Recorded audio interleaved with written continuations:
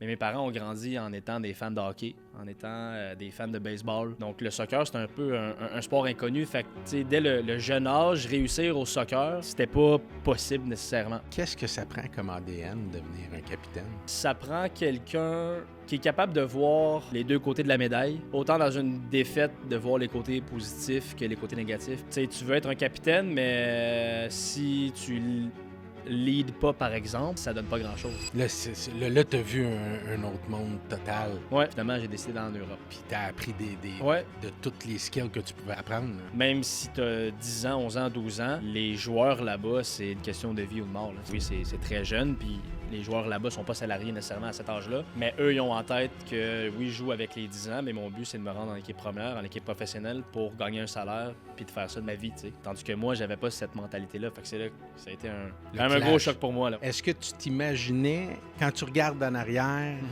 avoir le parcours que tu as aujourd'hui? Merci à nos commanditaires. Martin Ross, As Valais, Restaurant Zibo. Bonne écoute. Sam. Salut. Finalement, on l'a eu. Finalement, j'ai Sam. Écoute, ma première question, c'est bien facile. Comment tu files après une semaine mouvementée comme ça? Je file bien, ça va bien. Ouais, une grosse semaine. Il y a eu évidemment du gros positif avec le match contre l'Inter Miami. L'effet Lionel Messi et compagnie, jouer contre ces grosses stars-là. Il y a eu aussi des nouvelles à l'interne. Bon, le départ de notre directeur sportif qui vient un peu secouer le côté sportif de notre équipe, qui est une nouvelle à laquelle on ne s'entendait pas trop. Je reviens un peu au match de l'Inter Miami où, oui, ça a été spécial de jouer contre Messi et compagnie, mais bon, le résultat n'est pas venu avec. Fait que un peu partagé, des sentiments partagés, mais au final, je retiens que c'est une expérience incroyable. Pour moi, puis on s'en parlait avant, Messi, c'est une idole de jeunesse. Fait que, c'est de te retrouver sur le terrain contre lui, capitaine. Ouais. C'était sûrement émouvant pour toi, ouais. mais même pour nous autres, c'était comme... C'était aussi beau de voir Messi que de voir Messi puis Piet les deux ensemble. Ouais, ben c'est un peu le message que... En fait, j'ai reçu évidemment beaucoup de messages suite à ce match-là. Puis c'est souvent ce message-là qui est revenu de... T'as vécu un peu notre rêve à nous, tu sais. Oui, c'est mon rêve à moi. C'était un de mes rêves d'affronter Lionel Messi, qui est pour moi le meilleur joueur de tous les temps. Mais je pense que, comme tu le dis, il y a beaucoup de gens qui se sont vus en moi, ou plutôt, tu sais, qu'il y a un Québécois, tu sais, c'est possible. Puis c'est un peu mon rôle, c'est un peu ce que j'essaie de faire avec le CF Montréal, avec le soccer au Québec, d'être un genre de modèle, un genre d'ambassadeur, puis d'avoir un moment précis comme ça.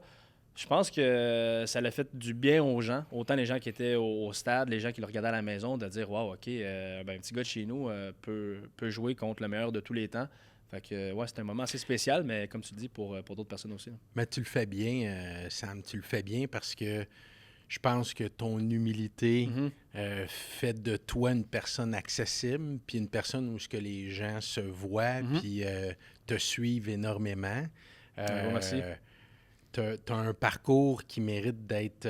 Puis je continue sur ce que je te dis. Je trouve que ta présence à Montréal, ta présence à travers le monde de Montréal, dans les médias et tout ça, c'est tellement bien fait. Puis, je sais pas, t'as-tu quelqu'un qui te représente dans les médias? Pas du tout? Non, pas du tout. J'ai personne qui m'aide à ce niveau-là, au niveau du PR. Il n'y a personne qui m'appelle après une entrevue et dirait t'as bien fait, mais j'aurais peut-être utilisé ce mot-là, ou peut-être faire telle apparence, ça serait bien pour toi. Moi, je suis pas à la recherche... je suis pas à la recherche de visibilité, je suis pas à la recherche d'être la personne parfaite. Oui, avec le temps, tu en apprends. Comme toi, tu as appris énormément avec, dans ton domaine. Tu fais des erreurs, tu fais des trucs qui marchent bien, qui marchent moins bien, tu t'ajustes. C'est un peu la même chose à ce niveau-là. Mais tu le fais bien. Puis tu sais, je regardais, je m'amusais cette semaine, puis je regardais un peu ton profil, tout ça. tu es allé chercher quand même un commanditaire majeur dans ça, à moins que je me trompe, mais Adidas travaille avec toi maintenant. Oui, je suis avec Adidas depuis mon arrivée avec Montréal depuis 2017. C'est sûr que Adidas est un partenaire officiel de la Ligue. Ouais. Donc, il y a une certaine connexion là qui est naturelle. Mais quand même, ça fait depuis 2017, fait que ça fait quoi, 7-8 ans que je suis avec eux. Donc, ça veut dire que je fais quand même quelque chose de bien pour qu'eux, à chaque 2-3 ans, renouvellent le contrat. Mais ouais, Adidas, c'est pas rien. C'est une super belle marque où ça se passe super bien. Puis, c'est une fierté. Moi, jamais j'aurais pensé être en partenariat avec une compagnie comme ça. C'est sûr que je suis pas, justement, on revient à Messi un peu, j'ai pas la visibilité puis l'engagement que Messi a avec Adidas, mais quand même, je fais partie de la même famille. Tu dois avoir le même salaire que Messi. On n'est pas loin. On n'est pas loin. Ça s'en vient. Il manque juste ça, je pense. Mais puis tu sais, petit gars de Repentigny qui se retrouve là aujourd'hui, est-ce que tu t'imaginais, quand tu regardes en arrière, avoir le parcours que tu as aujourd'hui? Je l'espérais, mais jamais j'aurais pensé pas pouvoir réussir, parce que je pense que la réussite, c'est comment dire, c'est différent pour chaque personne. Il y en a pour certains que réussir, c'est jouer un match professionnel. Il y en a que pour certains, c'est jouer ou... il y a plein de manières de voir le succès. Pour moi, moi j'ai grandi à Repentigny, je suis enfant unique. Mes parents, aujourd'hui connaissent bien le sport, le soccer, mais mes parents ont grandi en étant des fans de hockey, en étant des fans de baseball. Donc le soccer, c'est un peu un sport inconnu. Fait que, dès le jeune âge, réussir au soccer, c'était pas possible nécessairement. C'était pas un objectif. C'est sûr que oui, il y avait l'Impact de Montréal qui évoluait en USL, une ligue qui est aujourd'hui la deuxième division aux États-Unis. Est-ce que, pour moi, le succès était ça? Oui, j'allais de temps en temps au centre Claude Robillard, l'ancien stade de l'Impact. Puis je me disais, j'aimerais ça être à leur place à un moment donné. Des gars comme Mauro Biello, Sandro Grande, Navio Pidalito, des Québécois qui jouaient pour leur club, le club de la ville. Je me disais, j'aimerais ça être à leur place. Mais je pensais pas à la MLS. Je savais même pas que ça existait, en toute honnêteté. Fait que j'ai vraiment gravé les échelons, avancé, exactement. Puis, je te donne une anecdote. Au moment où j'ai commencé à faire... que je suis allé aux Jeux du Québec, je me souviens pas en quelle année, mais c'était à Sept-Îles. Puis pour moi, là, je représentais la Naudière. Pour moi, ça s'arrêtait là. Ça s'arrêtait où, j'ai représenté la Naudière, je continuais à jouer avec mon petit club de Repentigny, puis à 17-18 ans, quand je peux tomber sur le marché du travail, je vais travailler. Puis je vais travailler au McDonald's, je vais travailler, peu importe. Ouais. Puis là, je me fais appeler pour faire les équipes du Québec. Je connais pas ça du tout. Mes coéquipiers connaissaient ça un peu plus que moi. Fait que, je m'en vais là. Mais clairement, dans ce temps-là, t'étais dans ceux qui dominaient.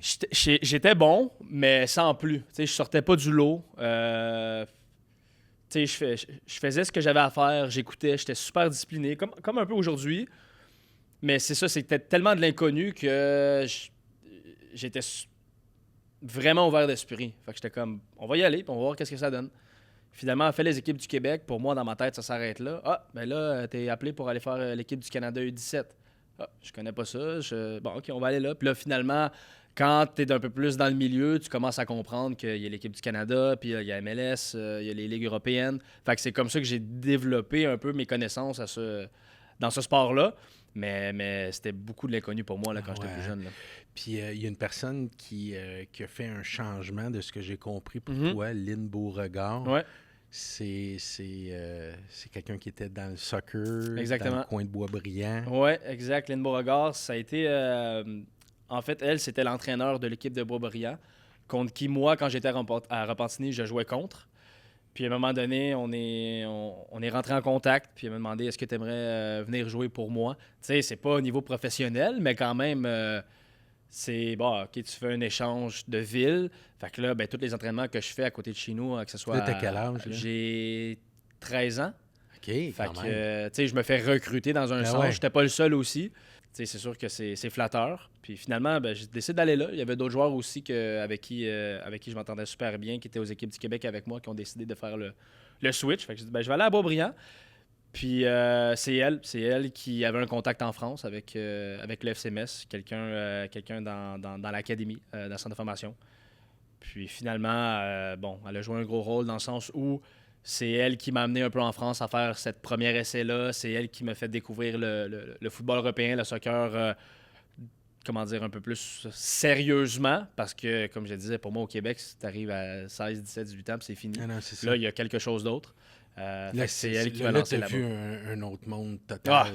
Complètement. C'est vraiment là que j'ai réalisé que, justement, ça ne s'arrête pas à 16, 17, 18 ans, mais que même si tu as 10 ans, 11 ans, 12 ans, les joueurs là-bas, c'est une question de vie ou de mort. Là. C'est une question presque de mettre du pain sur la table pour soi-même ou pour leur famille. Oui, c'est très jeune, puis les joueurs là-bas ne sont pas salariés nécessairement à cet âge-là.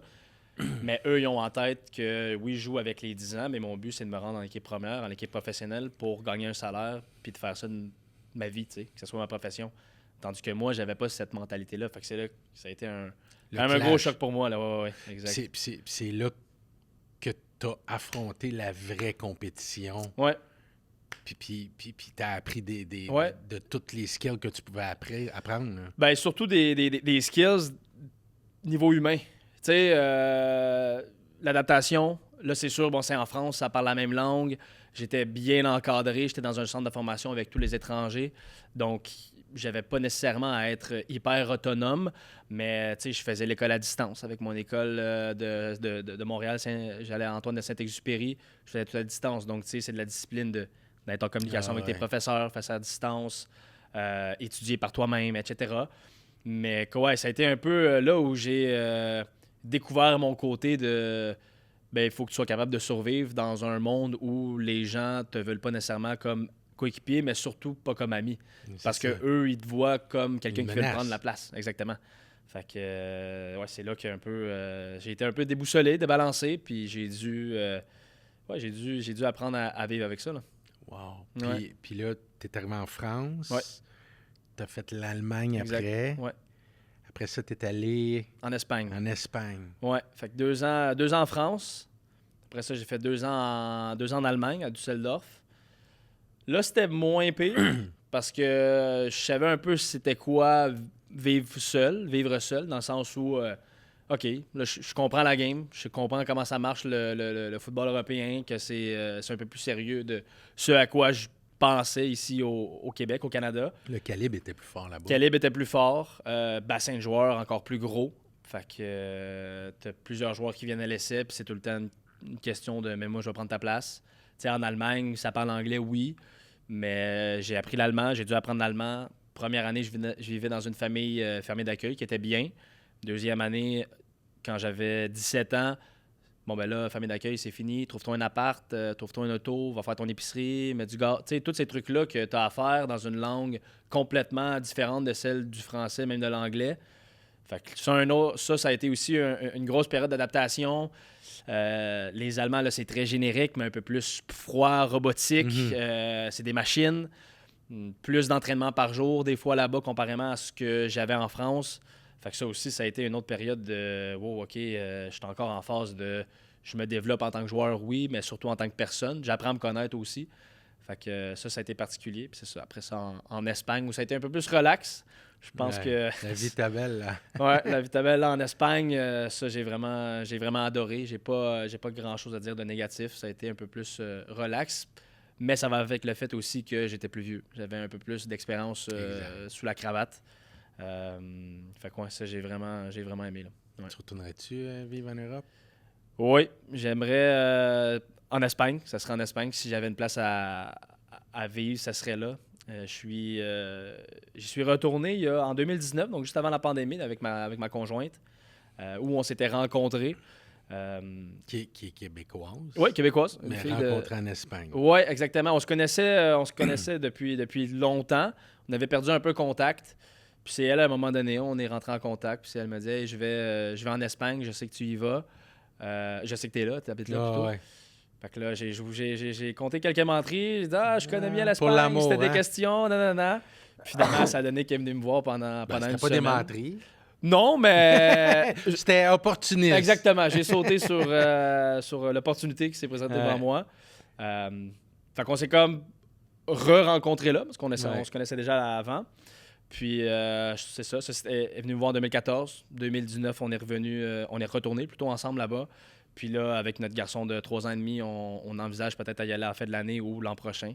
C'est Fait sûr. que, ouais, c'est une cool. piqûre, l'Europe. Ouais, c'est dur à battre, goûtes. honnêtement. Puis là, tu vas amener ton garçon Ouais. là.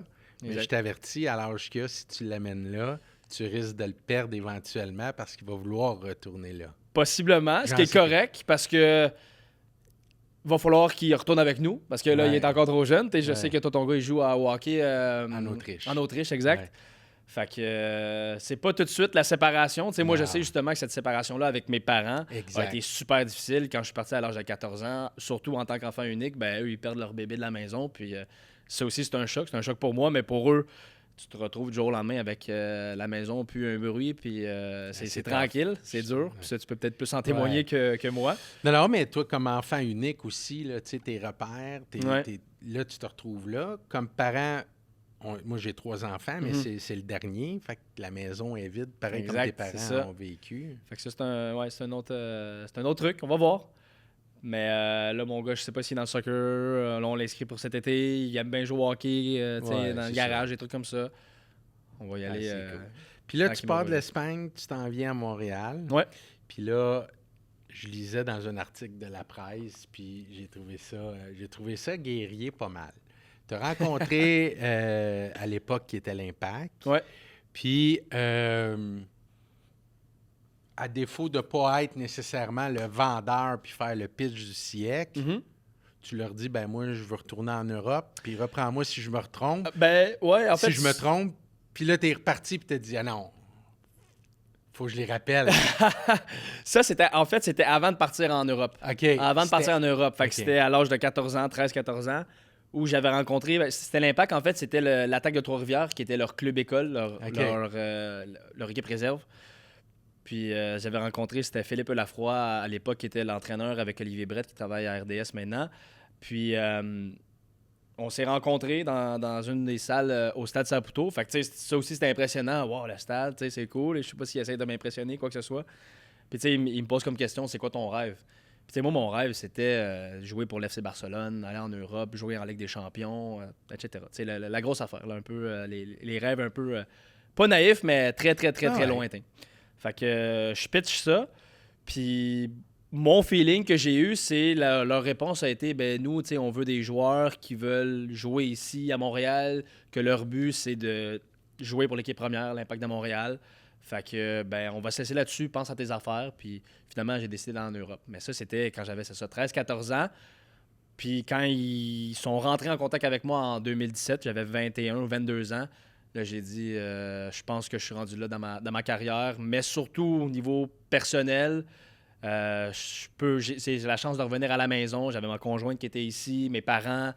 Tu sais, moi, mes coéquipiers en Europe pendant ces années-là, ça a toujours été mes seuls amis pas mal. Tu sais, j'avais pas d'amis, j'avais pas de vie sociale à l'extérieur du sport. Puis ça me manquait. Fait que je me suis dit, ben, je peux peut-être retrouver ça à Montréal. Puis je pensais pas rester autant de temps que ça. Je me suis dit, premier contrat, je signe un 2 ans et demi. Après ça, on verra. Tu sais, je vais-tu faire la job, je vais-tu jouer, viens-tu me prendre parce que, bon, un petit Québécois, ça va aider au niveau peut-être marketing sur le terrain aussi. Puis finalement, ben, ça donne ce que ça donne. Fait que ça va quand même assez bien. Qu'est-ce que ça prend comme ADN de devenir un capitaine ou un bon capitaine? Bonne question. Un bon capitaine, ça, je le sais pas. Ça, je peux pas en juger si j'en suis un ou non, parce que là, je peux juste parler pour moi. Je pense que j'en suis un bon. Je suis pas parfait. Mais ça prend quelqu'un, comment dire, qui est capable de voir les deux côtés de la médaille, je pense. Autant dans une défaite, de voir les côtés positifs que les côtés négatifs, puis à l'inverse, dans une victoire, tu sais, il y a un proverbe que moi j'aime beaucoup, c'est « never too high, never too low ». Un peu dans n'importe quel truc que tu fais où t'es abordé. Tu sais, c'est super important, je trouve, d'avoir le juste milieu. Puis je pense qu'en tant que capitaine, c'est de faire ça autant au niveau collectif qu'individuel avec certains joueurs, avec le staff, peu importe. Communication, super importante, je pense, dans les bons moments, dans les moins bons moments, d'être là pour tes coéquipiers. Puis quand je parlais de, je sais pas si j'en suis un bon, je fais surtout référence à, moi j'ai de la misère à être méchant, j'ai de la misère à être négatif justement. Tu sais, moi je vois souvent le côté positif des choses, je vois souvent le bon, puis j'aime mieux mettre l'emphase là-dessus que taper sur quelqu'un qui est à terre. Fait que, puis je me mets souvent à la place des autres, puis je pense que ça c'est une qualité, dans le sens que si on fait un exercice où quelqu'un réussit pas, il a pas fait exprès. Il a pas fait exprès de frapper à côté du but. Je veux dire, il l'a manqué. Fait que ça sert à quoi? Ça sert à quoi d'y crier après? Fait que c'est justement de renverser la situation. Mais il y a des moments où tu as besoin d'une voix qui est un peu plus agressive, méchante, de hey, on se réveille, on se regarde dans le miroir, c'est pas assez. Ça, je suis capable, mais pas encore assez à mon goût. Ça, je pense que c'est très propre à ma personnalité. Donc, communication, le fait que, dans notre vestiaire, nous, on parle évidemment français, anglais, espagnol. Ça, c'est des langues que j'ai pas de misère à parler. Super important. La confiance, la discipline. Tu veux être un capitaine, mais si tu leads pas, par exemple, ça donne pas grand-chose. Si t'es toujours lui qui arrive en retard, qui fait pas ses trucs dans le gym avant les entraînements, etc., ben ils vont dire, OK, ouais, il est peut-être bon sur le terrain, mais tout ce qui est à côté, il laisse ça de côté. Fait que c'est pas tant un bon modèle. Moi, j'aime mieux un peu plus être le contraire, d'être moins bon sur le terrain, mais quelqu'un va dire, lui, il est à son affaire, il est là à l'heure, on peut vraiment compter sur lui quand on a besoin de lui.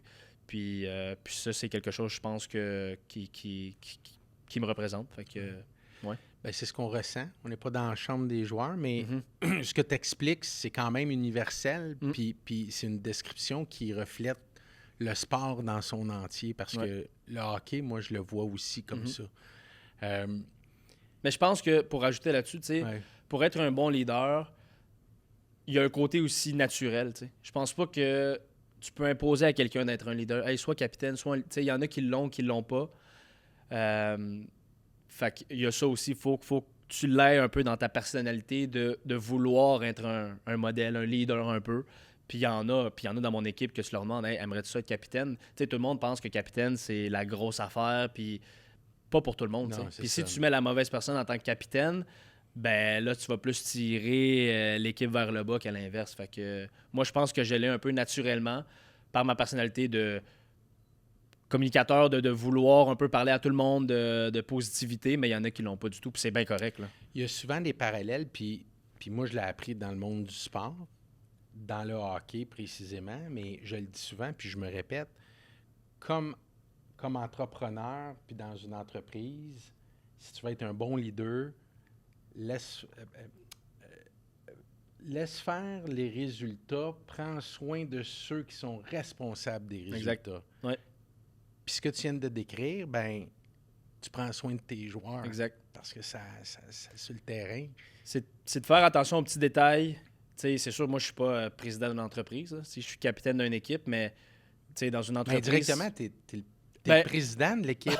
Ouais. C'est peut-être un gros titre, là. Sur le terrain. Notre président serait peut-être pas content d'entendre ça, mais non, blague à part. Peut-être président du vestiaire, justement. Ouais.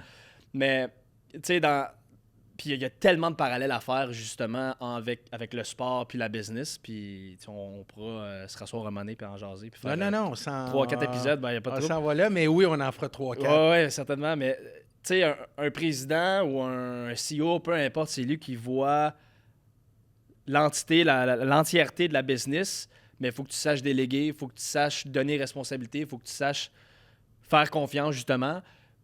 Puis si tu fais pas ça, ben il va y avoir quelque chose de cassant quelque part, puis ça l'ira pas bien, tu sais. Je veux dire, il y a quelque chose qui va casser en quelque part. Fait que... Puis si tu donnes pas confiance, ça se sent immédiatement. Exact. Puis eux autres n'ont pas la capacité de se rendre à leur 100% Exactement. parce qu'ils n'ont pas confiance, parce qu'ils le savent. Exact. Puis dans le sport, c'est exactement ça. Ouais. Là, tu sais. Exact. Oui, non, 100%. Fait que, ouais. Sam, j'ai eu la chance de te rencontrer sur une transaction auquel je t'ai représenté dans tes investissements immobiliers.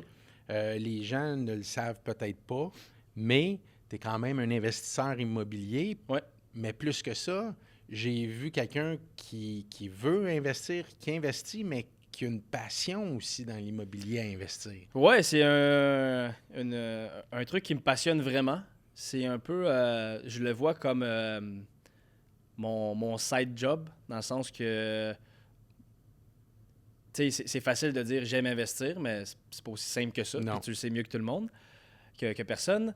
Mais, tu sais, on parle de, oui, on s'est rencontrés lorsque j'ai acheté un Plex à Montréal. Ça s'était super bien passé, puis il y a tellement de trucs que j'ai appris. C'était mon premier Plex.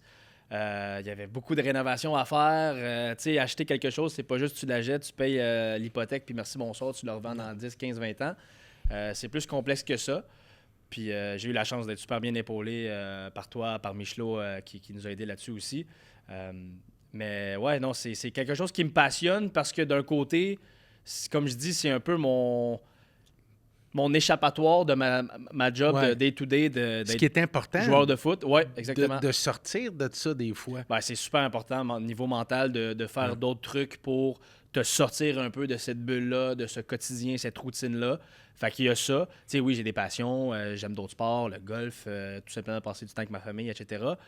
Mais ça, quand je gère ça, quand je parle de gérer, c'est plus des chalets. J'ai des chalets locatifs dans le coin de Tremblant, puis ça demande un peu plus de gestion que... Tu as commencé par l'investissement dans les chalets locatifs. Ouais, en fait, mon premier investissement que j'ai fait, ça a été un condo à Toronto en 2013. OK. C'est un peu- Puis parce que tu l'utilisais ou c'est juste un investissement? Aucunement. Ça a OK. été dans un investissement. Ça m'avait été recommandé par un joueur avec qui je jouais en équipe nationale, un gars de Toronto qui lui aussi OK. était très très gros, puis il l'est encore dans l'immobilier. Il m'a parlé de cette opportunité-là, m'a fait rencontrer justement son agent immobilier. On s'est assis ensemble, on a regardé les possibilités. J'avais de l'argent de côté, puis je savais pas quoi faire, tu sais. Puis je sais pas, j'avais quel âge, tu sais, j'étais quand même assez jeune. Mais il y en a encore aujourd'hui, ça je peux vous le dire, qu'ils ont mon âge, même plus vieux, puis on sait, ils savent pas quoi faire avec leur argent. Puis lui, c'est une des personnes, il s'appelle Julien de Guzman. Il me dit, attends pas qu'il soit trop tard parce que si tu te rends 35 ans dans ta carrière de foot, c'est très très bon, mais très vieux. Fait que gère bien ton argent. Puis là, c'est là qu'il m'a recommandé, là je tourne un peu en rond, mais c'est là qu'il m'a Non, recommandé. non, mais tu tournes pas en rond. Tabarouette, t'es chanceux Ben, qu'un gars comme ça te super donne une chanceux. passe à palette. Exactement. Puis Puis on va revenir à Lynn aussi tantôt, parce Ouais. qu'elle a été impliquée aussi là-dedans. Fait que lui il me dit, une carrière de foot, de joueur de soccer professionnel, oui, tu fais de la belle argent, tout dépendamment de comment ta carrière va, mais quand ça arrête, ça arrête, tu sais, puis ça va pas jusqu'à 50, 60 ans, tu sais. Fait qu'il dit, gère ça bien. Il dit, j'ai un de mes chums, un agent immobilier à Toronto, il peut peut-être te présenter des trucs. Moi, tout naïvement, je dirais pas trop, on va le rencontrer, tu sais. Puis moi, je connaissais rien là-dedans, là. J'avais un CELI, puis même là, je sais pas si j'en avais un encore, Ouais. puis that's it. Je dis pas trop, on va se rencontrer.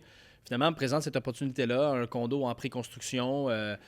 Fait que mise de fonds, il n'y avait pas grand-chose à mettre au début parce que c'était en construction, puis tranquillement, pas vite, ben, tu mets un autre 5%, 7,5%, blablabla. ça, c'était en quelle année? 2013. Ça? 2013. C'était censé être prête en 2017.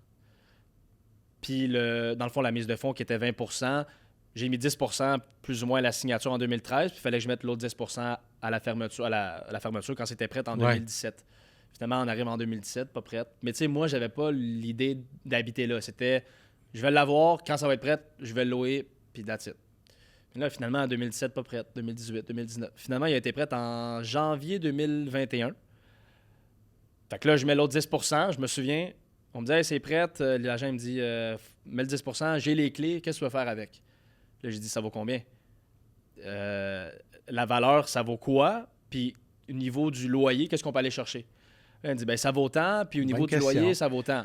Fait que, j'ai dit, toi, qu'est-ce que tu ferais? Tu sais, parce que la valeur, évidemment, même si c'était censé être prête en 2017, c'est prête en 2021. On peut calculer en pourcentage Ouais. une hausse de combien? Exactement. Ben, je veux dire, il y avait des comparables dans le coin.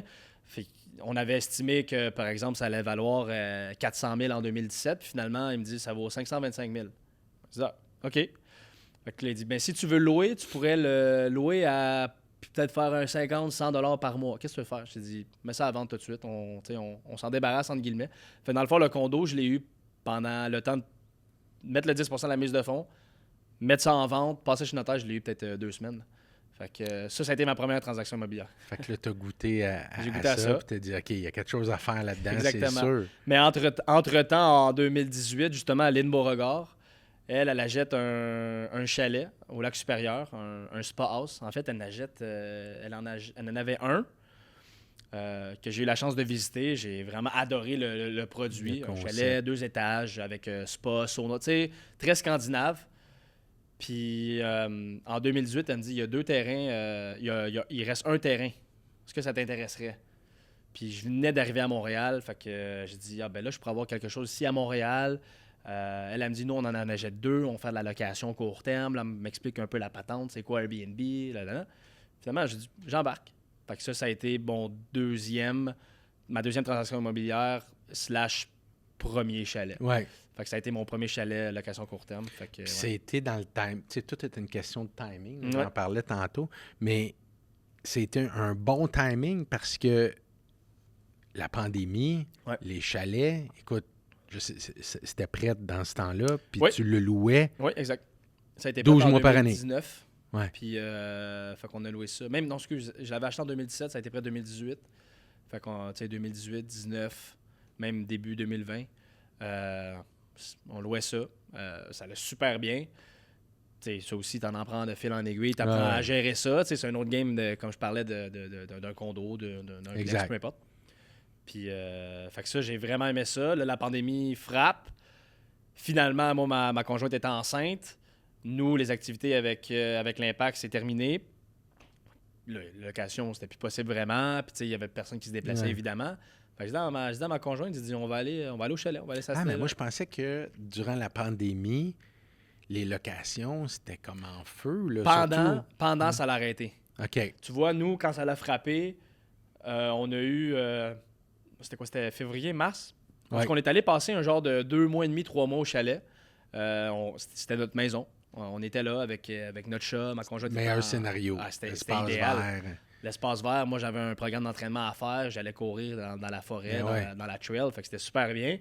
Finalement, qu'on doit revenir à Montréal parce qu'on commence les entraînements. Là, le monde veut le sortir de chez eux. Où c'est qu'on va? Hey, Mont-Tremblant, une super belle région. Let's go, on s'en va là. Les prix, ça a explosé. Les demandes aussi.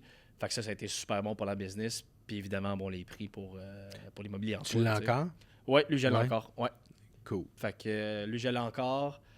Durant ce temps-là où on a passé 2 mois et demi, 3 mois, on est allé visiter un autre projet à la Conception pour un autre chalet locatif. Finalement, on a signé ça, on a fait construire. Celui est prêt depuis début 2022. Fait que ça a été mon deuxième. Puis là, j'en ai un tout juste à côté de mon premier, dans le même domaine, qui s'appelle Fraternité sur Lac, au lac supérieur. 8 personnes qui viennent d'être prêtes. On a eu notre première location en fin de semaine. Puis est-ce que tu as bâti une genre de gestion de tout ça par rapport à où est-ce que les gens peuvent se rendre? Puis, Pas encore. J'y pense. J'ai essayé de faire pas un coup marketing, mais j'avais engagé quelqu'un pour gérer les plateformes, réseaux sociaux, etc. Pour essayer d'attirer le monde à louer. À louer peut-être directement à moi au lieu d'Airbnb avec les frais, tout ça. Mais Airbnb, c'est tellement puissant que je me suis dit, pourquoi mettre de l'argent là-dedans quand ça représente peut-être même pas un 5-10 %?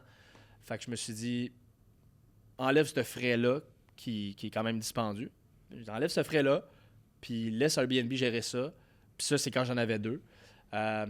Oui, je pense des fois à ce que je me fais un site où les gens peuvent aller louer. Ils veulent aller louer tel chalet, puis finalement, on n'a pas besoin d'être 6, on est juste 4. Il y a l'autre chalet qui est à 4, on est un peu plus. J'y pense. Je suis ouvert aux suggestions. Oui, c'est ça. Mais je pense que c'est des projets quand... Puis je veux pas parler pour toi, mais c'est des projets quand tu vas finir ta carrière professionnelle que tu vas avoir le nez dedans, puis tu vas pouvoir t'amuser à être créatif dans tous ces investissements-là. Ouais. Là, tu as sauté à Montréal, puis tu as dit, OK, là, je vais aller d'un porte à Montréal, essayer ça. Oui, fait que là, les portes, mais évidemment, le 5plex avec toi. Fait que ça, c'était un... Mais je sais pas si tu te souviens, il y avait de la job à faire là. Je me souviens très bien. Puis je sais, puis moi, ce qui m'avait allumé dans ce projet-là, c'est que je voyais que toi, ça t'allumait. Tu sais, que tu faisais des projets un peu de la même sorte. Pas que ça, évidemment, mais Puis moi, je connaissais pas ça du tout. Fait que, tu sais, là, tu me parlais de potentiel, de rénovation, de refinancement. Tu sais, tous des termes, juste les mots en soi que j'avais jamais entendus, vraiment. Puis là, ça, j'ai eu de la chance, dans le sens où il y avait un logement de vacant, on rénove ça. Je pense que j'avais fait l'achat en septembre, mais juillet d'après, 3 locataires qui s'en vont, 3 apparts libres, ben, on embarque dedans, let's go. Fait que j'ai eu de la chance aussi dans le timing. On parlait de timing tantôt, il y en a eu là. Puis là, après ça, refinance. Puis là, qu'est-ce que tu fais avec ça? Ben, on va ailleurs. Fait que au niveau des portes, j'ai ce 5-plex-là, puis j'ai un 3 portes dans Rosemont Petite Patrie, sur Bourbonnière. Ça, c'est un peu plus tranquille, dans le sens que c'est un 3 portes. Les locataires sont là depuis que je l'ai acheté en 2022. Ça n'a pas bougé, ils ont renouvelé pour juillet. Puis, c'est bien correct aussi. C'est de la stabilité. Là. Exactement. Fait que ça, c'est bien. Ouais. Wow! Fait que, non, super content. C'est intéressant de voir ça, tu sais. Puis est-ce que tu envisages de vraiment t'embarquer encore dans les investissements, puis de prolonger ça, puis de grossir ça? Oui, c'est sûr. Moi, je suis très, très gros dans... je pense que tu vas être d'accord avec moi, puis la plupart du monde aussi, c'est de pas mettre tous tes œufs dans le même panier. Puis quand je suis allé au niveau des portes, c'était un peu ça. Tu sais, j'avais déjà... ça, c'était en 2020. Ouais. J'avais déjà un chalet et demi, parce que j'en avais un qui était en construction. Fait que j'avais le côté location court terme qui demande un peu plus de gestion, qui est un peu plus des loyers ou des rentrées d'argent un peu moins stables, mais peut-être plus profiteuses, pardon. Les portes, c'est un peu plus stable, mais là, tu as différents types de portes. Tu as des portes où tu fais de la rénovation complète, tu as des portes comme mon 3-plex à Bourbonnière, qui c'est tranquille, il n'y a pas grand-chose qui se passe. C'est sûr que ça m'intéresse, mais tout ce qui est... parce que quand j'ai acheté mon 5-plex, j'avais pas de gestionnaire immobilier. Puis j'ai eu une mauvaise expérience avec un dégât d'eau. Les tuyaux, un des tuyaux avait gelé, il avait ouvert, ça l'avait coulé. Puis je me souviens, il fallait que je gère ça. Tu sais, là, appeler un plombier d'urgence, appeler le locataire, non. J'avais été chanceux parce que c'était au niveau du premier étage, fait que c'était juste le sous-sol, il n'y avait personne. Mais je me souviens, c'était en pré-saison, fait que d'un, j'étais brûlé parce qu'on s'entraînait, c'est vraiment la période dure. Fait que j'étais fatigué, je venais d'avoir mon garçon, ça faisait 6 mois, mais quand même. Puis là, il fallait que je gère tout ça. C'est pas vrai, mon garçon avait 1 an et demi. Il fallait que je gère tout ça, puis je me suis dit, je règle le problème d'eau, puis je mets la pancarte à vendre demain matin. J'ai dit, moi, là, gérer ça, c'est pas pour moi, j'ai pas le temps. Mais là, j'ai découvert, il y a des compagnies de gestion immobilière qui peuvent faire ça pour toi. Autant de tout simplement collecter les loyers, gérer les petits problèmes, la laveuse marche pas, etc. Puis ça, depuis que je connais ça, un gros merci à mon équipe de vlog, qui m'aide énormément là-dedans. Ça m'amène une tranquillité d'esprit que, tu sais, ça fait là, du bien. Au lieu de mettre la pancarte, là, tu t'es dit, OK, ça existe. Exactement. On va continuer. Exactement. Puis, Fait que là, c'est sûr que c'est dans mes plans. En ce moment, je suis sur un autre projet. On en parlait un peu. En fait, je suis sur 2 projets. On en parlait un peu où on est en train de regarder, moi et en conjointe, pour transformer un duplex en unifamilial pour y vivre.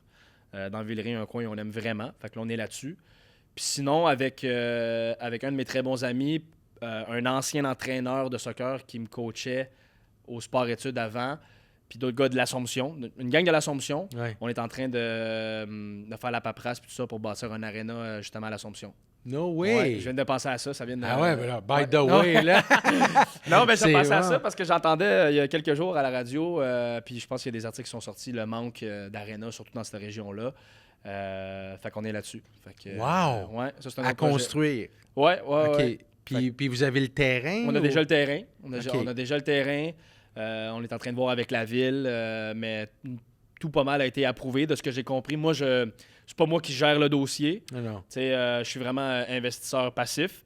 Puis justement, c'est mon ancien entraîneur qui m'entraînait au sport-études. Puis cette aréna-là, est-ce qu'elle va être exploitée que pour une aréna ou l'été, ça peut être converti justement pour... Je sais que ça va être une aréna, une glace, avec 2 commerces, normalement. OK. Là, le plan de ce qu'on va faire avec ces 2 commerces-là, tu sais, on lançait des idées. Est-ce qu'on peut faire un genre de golf intérieur, un écran, quelque chose. C'est sûr que c'est un peu la même clientèle, les joueurs de hockey, les joueurs de golf, ça va ensemble.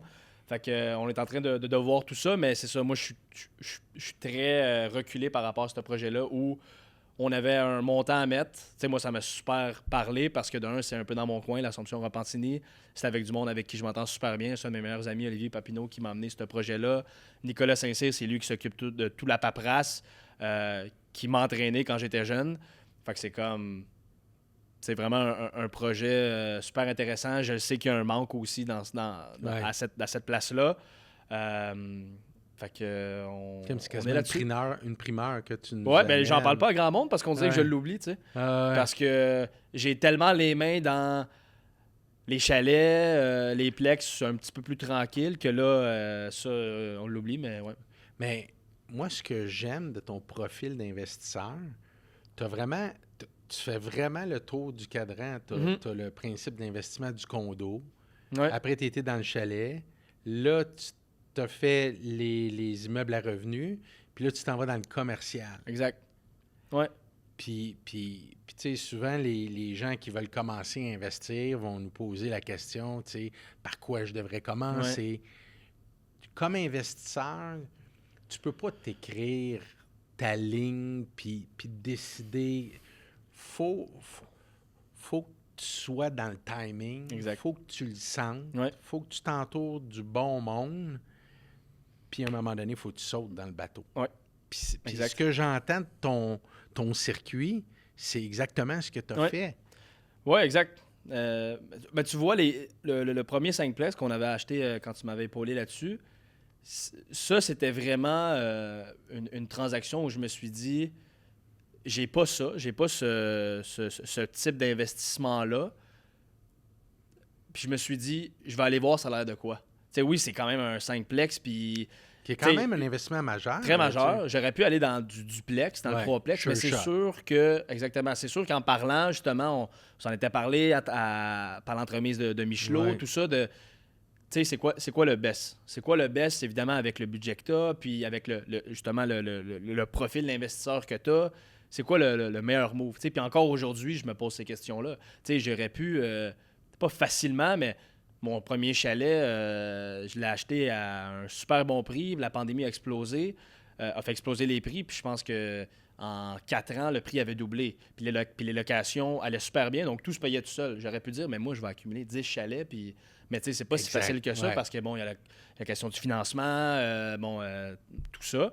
Fait qu'il y a d'autres trucs à voir. Fait que c'est ça que moi que j'aime, c'est que c'est tellement complexe, mais quand tu prends le temps de bien comprendre, de poser les bonnes questions, ben c'est pas si compliqué que ça, tu sais. Faut juste que tu t'y intéresses.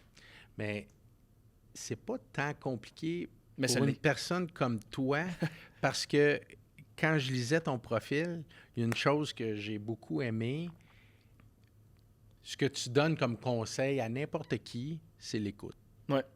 Puis quand tu écoutes, ça devient moins compliqué parce que tu as écouté, puis tu apprends, puis tu t'entoures des personnes de référence. Qui connaissent mieux ça que toi. Ouais. C'est exactement ça. Tu sais, moi, mon domaine, c'est le soccer, mais mon coach, qui a 40, 45 ans, a beaucoup plus de vécu, d'expérience que moi, est beaucoup mieux placé que moi pour me dire quoi faire, qu'est-ce qu'il y a besoin, etc. Ben, c'est la même chose pour tous les autres domaines, puis encore plus quand tu connais pas ce domaine-là. Fait que moi, l'immobilier, je rentre là-dedans, puis bon, qu'est-ce qu'il faut faire? Par où je commence? Puis... Mais c'est quand tu as du bon monde comme toi, comme tous les gens, je parle de Lynn qui m'a énormément aidé à monter ce premier chalet-là, à Michelot qui m'a aidé là-dedans aussi, tout ça. Quand tu t'entoures du bon monde, c'est facile, mais c'est surtout agréable. Ça donne le goût de continuer. Tu sais, j'aurais pu tomber sur un courtier immobilier ou peu importe, quelqu'un qui est là pour sa commission, puis après ça, il n'y a pas de suivi, puis je donne pas de trucs. Dès que c'est signé, puis c'est notarié, merci, bonsoir, on passe à autre chose. Moi, je pense que quand tu es une bonne personne, les bonnes personnes sont autour de toi. Ouais. Je pense que oui, je pense aussi. Pour moi, c'est une règle. Ouais. Quand tu fais le topo de tous tes investissements, demain matin, tu arrêtes de jouer au soccer, quel investissement qui flirte le plus avec toi? Commercial? Ben, le commercial, je connais pas ça encore, dans le sens que, tu sais, j'ai l'aréna. Ouais. qui n'existe même pas encore. Puis c'est encore dans les débuts. Les chalets, ça me parle beaucoup, mais là, je parle pas d'avoir 1001 chalets, c'est pas ça. Puis, là, je viens de bâtir mon 3e, je suis partenaire avec mon comptable, fait qu'on est 50-50, mais tout ce qui est la gestion de répondre aux clients, joue avec les prix, soit en contact avec l'équipe de ménage, y a-t-il quelque chose qui est brisé, que vous avez besoin, je vous envoie ça. C'est tout moi qui gère ça. J'ai le temps, comme je le disais, c'est un peu mon side job. Ça, j'aime beaucoup ça, à faire ça. Mais pour mon après-carrière... C'est quand même le fun. C'est quand même le fun, hein? Tu te fais appeler, tu as loué le chalet, Samuel Piette t'appelle, puis il dit, écoute... Moi, j'appelle pas le monde. T'as-tu besoin de quelque chose? Moi, j'appelle pas le monde. J'appelle pas le monde. Non. Les clients, c'est écris-moi sur la plateforme ou message texte. Parce que si tu m'appelles, puis je suis en train de... Là, c'est plus le cas parce que mon gars mange tout seul, mais si je suis en train de donner à manger à mon gars, je te répondrai pas. J'adore ça. Fait qu'il y a des trucs comme ça, puis tu sais, je suis très gros sur la famille. Fait que... Puis des fois, tu te fais aussi des... Si tu réponds, puis là, je vais peut-être en froisser quelques-uns, les futurs clients, peu importe. Ouais. Parce que si tu réponds, ben là, ça donne l'accessibilité à toi super facile. Non, je parle pas à Samuel Piette, mais au propriétaire du chalet. Exactement. Hey, ils sont où yo, le papier toilette? Et... C'est pas de même que ça marche, tu sais. Mais c'est ce qui fait ta réussite. Puis je veux entendre ta réponse de ton après-carrière que tu vas dire, là, mais c'est ce qui fait ta réussite, ta discipline. Moi, je l'appelle le carré de sable, où ça, c'est ma famille. Ça, c'est intransigeable quand je suis là. Après ça, c'est ma carrière. Puis après ça, c'est mes investissements. Exact. Mais si tu t'en vas en diagonale là-dedans, c'est clair que tout ton système fonctionnera pas. Exactement. Il va y avoir des brèches en quelque part, puis ça va s'overlapper. Puis là, tu peux te perdre un peu là-dedans, justement. Fait que c'est de mettre ces... Puis ça, c'est un truc que j'ai appris avec le temps, tu sais. Avant, je répondais à tout le monde. Tu sais, puis les clients, je veux dire, j'ai pas de problème. Un message, je vais te répondre. Mais un appel, oui, bonjour, OK, ouais, là, j'essaie toujours de faire des prix. Puis mais là, j'ai appris que, mettons, telle période, c'est fort pour une location, ben plie-toi pas à eux ou à la demande. Tu sais c'est quoi. Tu sais que tu vas avoir ton prix, peu importe. Fait que... il y a ça. Il y a un autre truc que je voulais dire, j'ai oublié, mais... Ben, en fait, ce qu'on disait, c'est que c'est important de respecter tout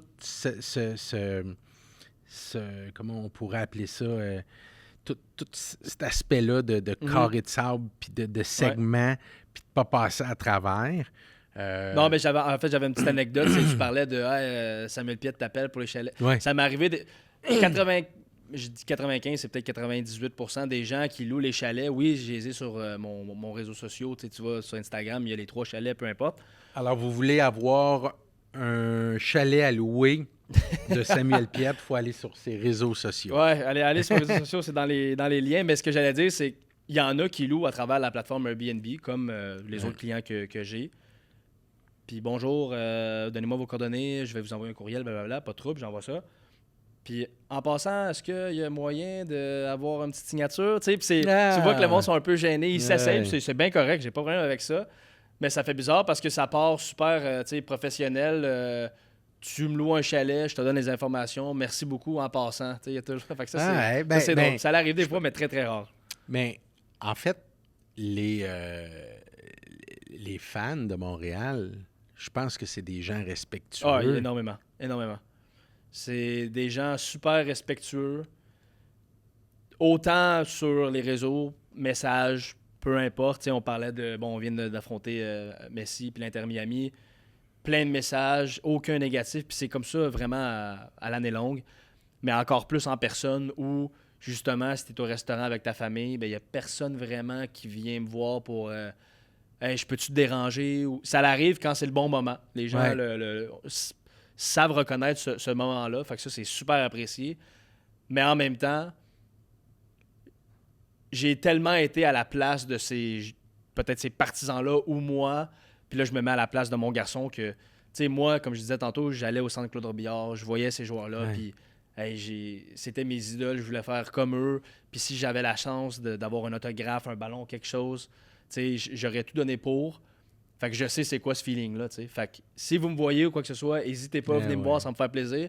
Puis c'est la même chose pour mon garçon. Je me mets à la place de... Là, il est encore jeune, mais mettons que mon garçon, lui, tripe sur le tennis plus tard, puis qu'on va à l'Omnium Banque Nationale ou peu importe, puis qu'il voit un de ses idoles, ben j'aimerais tellement ça que cet athlète-là prenne le temps pour mon garçon, tu sais. Fait que je comprends un peu les différentes positions, fait que je suis capable de mettre à ces places-là. Là. C'est ça. Hein? Caroline, c'est bon ce que tu dis. Puis quand tu es capable de te positionner puis d'être...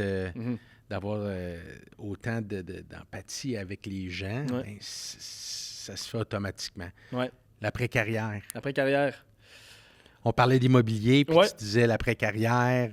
Tu sais, je te posais la question, quelle division de tes investissements qui vient te chercher le plus? Ben, c'est ça. C'est comme je disais un peu, les chalets, ça m'allume beaucoup parce que y a beaucoup plus de trucs à faire au quotidien comparément au Plex où tu délègues un peu ça à la compagnie de gestion. En toute honnêteté, moi, l'investissement, je le vois tellement au long terme. Tu sais, je veux investir au long terme, puis j'achète rien vraiment pour faire un flip. Puis ça, il y en a justement des profils comme ça, puis c'est bien correct. Ça, c'est quelque chose un peu qui m'intéresse moins pour l'instant parce que, comme on parlait tantôt, une carrière, si tu te rends à 35 ans, une carrière de joueur de soccer, si tu te rends à 35 ans, c'est quand même très, très bon. Mais après ça, il y a quoi? Fait que moi, je vois ça, mes investissements, je vois ça un peu aussi comme un fonds de pension, dans un sens que ça peut être, si jamais il arrive quelque chose à mon après-carrière où je suis pas capable de me trouver un job, que ce soit au niveau d'être entraîneur, au niveau dans les médias, analyste, peu importe, ben moi, je vais avoir ça pour continuer à gérer ou ben je peux utiliser ça pour avoir une certaine source de revenus, peut-être vendre un ou peu importe. Fait que d'un côté, j'essaie d'en accumuler le plus possible pour avoir cette sécurité-là, mais en même temps, c'est pas mon objectif premier de les vendre dès que je prends ma retraite, puis j'aime tellement ça que je veux continuer à apprendre, je veux continuer à grandir, à faire des erreurs, le moins possible évidemment, mais puis de faire en sorte que ben, tu es tellement à l'aise avec peu importe ce qui est mis devant toi que ben il n'y a pas de surprise. Fait que ouais, mais ouais, les chalets, niveau gestion, puis sinon continuer, je pense, à investir dans les portes. Je pense que ça me parle beaucoup. Il y a cet aspect-là où tu peux jouer avec certains trucs comme quand il y a un locataire qui part, faire des rénovations, augmenter les loyers, etc., augmenter la valeur. Mais il y a aussi cette stabilité-là que c'est pas quelque chose au quotidien que tu dois t'occuper. Là. Fait que, ouais, je te dirais plus ça. Comme dans le sport, est-ce que présentement, tu as des objectifs au niveau investissement ou tu y vas dans le feeling, dans le moment, dans l'opportunité? J'y vais plus au moment, puis avec ce qui se présente devant moi. Encore une fois, je suis super ouvert. J'écoute pas mal tout ce qui m'est lancé. Il y a pas, je reçois pas une opportunité à chaque jour, loin de là. Mais je suis vraiment dans l'écoute de qu'est-ce qui m'est proposé. Est-ce que ça fait du sens? Je vois avec les gens autour de moi si oui ou non. Fait que j'ai pas d'objectif clair, mais je me souviens, il y a 1 ou 2 ans, je pense que c'était il y a 2 ans, quand j'avais acheté mon 3plex sur Bourbonnière, je m'étais dit, là, je suis sur un pace d'acheter une propriété par année. Puis ça, je trouve ça bien. Une propriété par année où, peu importe c'est quel type de propriété, si tu es capable de faire ça, ben tu peux te ramasser avec un pas pire parc immobilier, je crois. Fait que j'avais ça en tête. Puis c'est le fun que tu m'en parles, parce que j'avais un peu oublié cet objectif-là. Tu sais, je m'étais pas penché là-dessus, mais de me rappeler ça puis d'avoir ça en tête, je pense que c'est bien. Après, s'il y a une opportunité de une année, ça va être 2 ou 3, puis pendant une année, ça sera rien parce que tu as dû mettre les bouchées doubles. Tu sais, je prends le 5plex, par exemple, où ça s'est fait un peu plus longtemps parce que tu dois attendre que bon, les locataires ils partent, ils ont décidé de partir. Là, c'est beaucoup d'argent à mettre pour faire les rénovations, etc. Puis, tu sais, il faut quand même faire vivre ta famille. Puis, moi, je veux pas que ça affecte mon rythme de vie. Exact. Je suis pas quelqu'un qui va prendre des énormément. Risques, puis non, tu sais, mettons, toutes mes dépenses, pas mal, ça va dans l'immobilier. Ouais. Tu sais, ça couvre mes frais, gestion d'entretien, chalet, etc. Fait que ça fait longtemps que autant moi et ma copine, ma conjointe, ma famille, on s'est pas gâtés avec OK, wow, mais c'est pas dans nos valeurs non plus, tu sais. Fait que ouais. Tabarouette, j'ai l'impression que Samuel Piette, sa vie est parfaite. Là, là, à ce moment-là, si je me pose la question-là, je vais te poser une question où je pose à des gens qui sont aussi grindés que toi. C'est quoi le défi ou la plus grosse embûche que tu as vécue dans ta vie? Bonne question. La plus grosse embûche? Ben, c'est sûr que quand on me pose une question de ce genre-là, je pense à mon temps en Europe. Parce que ça a tellement été difficile parfois de trouver la motivation. Pardon, de trouver la motivation de continuer, tu sais, de pas tirer sur la plug, faire comme regarde, je reviens chez nous. Puis j'aurais pu, puis ça aurait été bien correct. Parce que oui, c'était mon rêve de devenir joueur de soccer professionnel, mais sans plus, entre guillemets.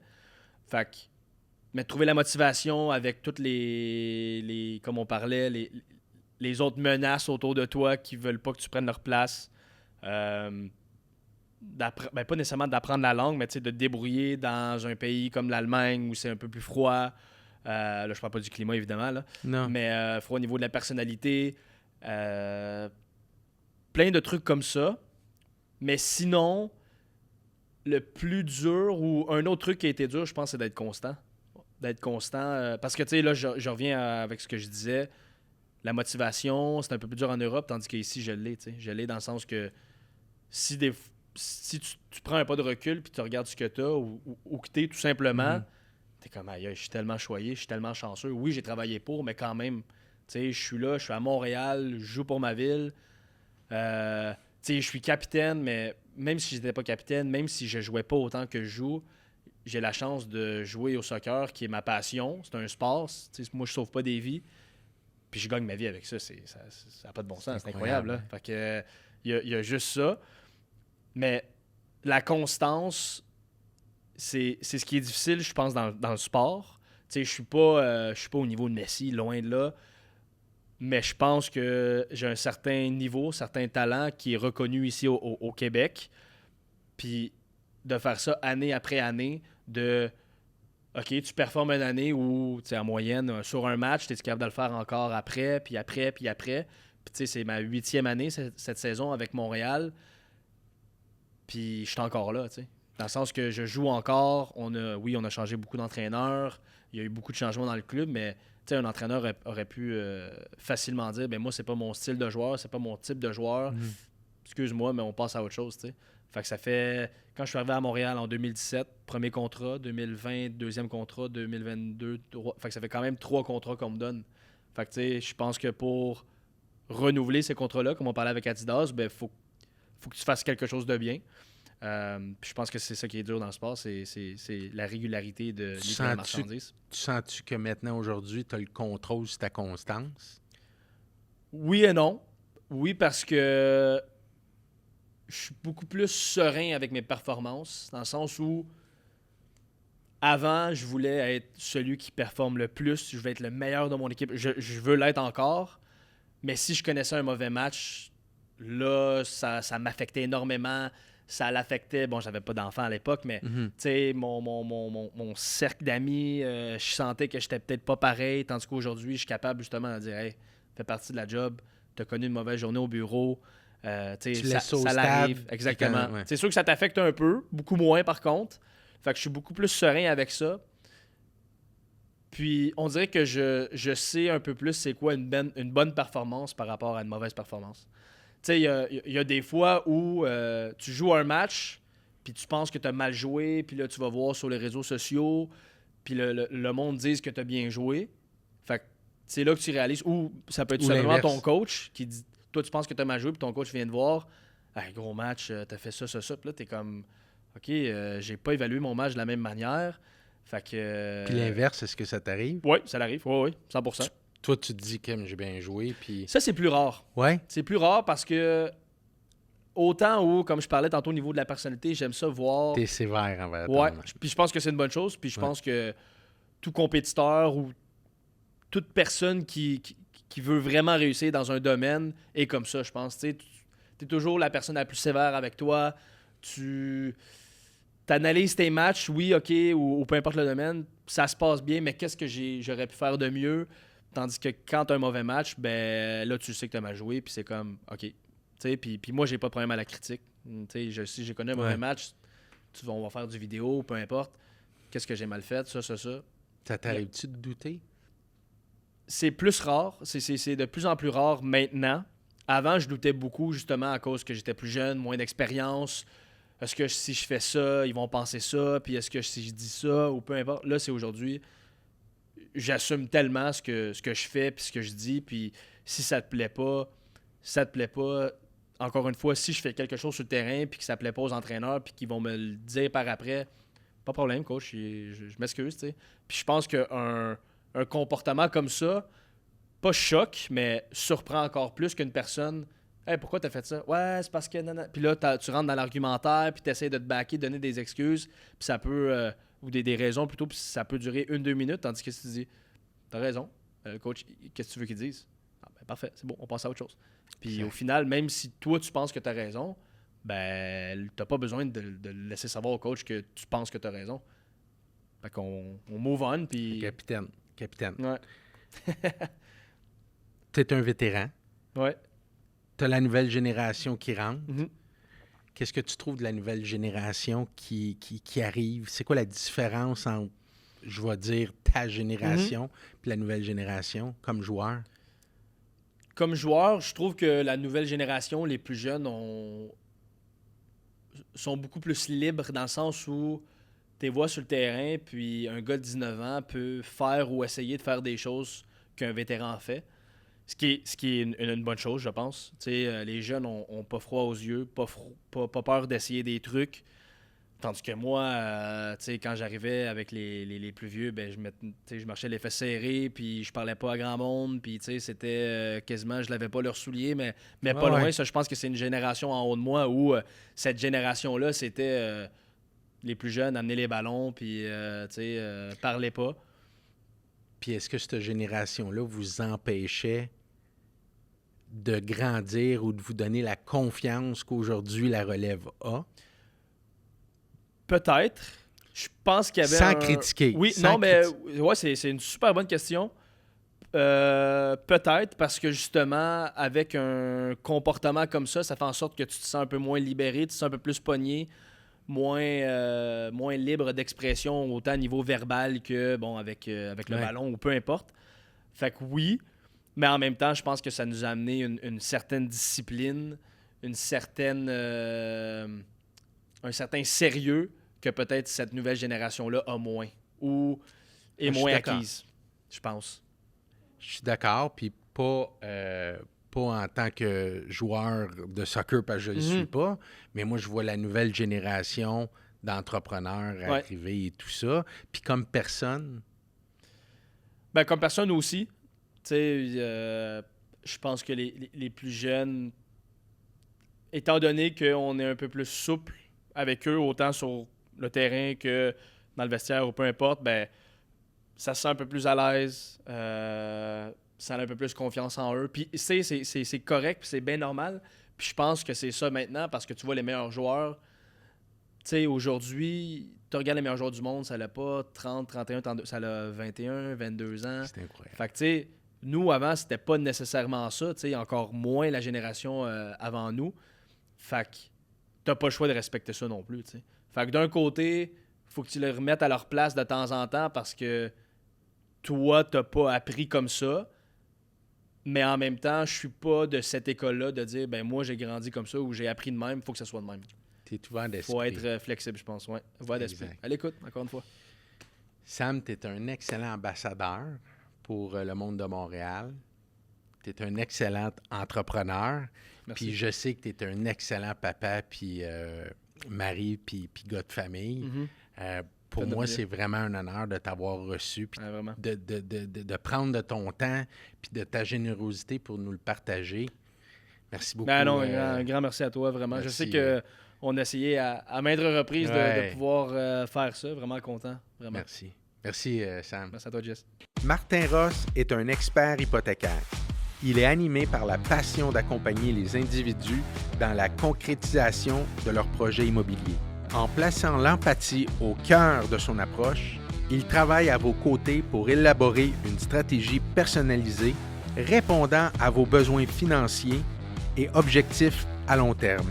Son vaste réseau de partenaires atteste de son engagement à rendre vos expériences hypothécaires transparentes et gratifiantes.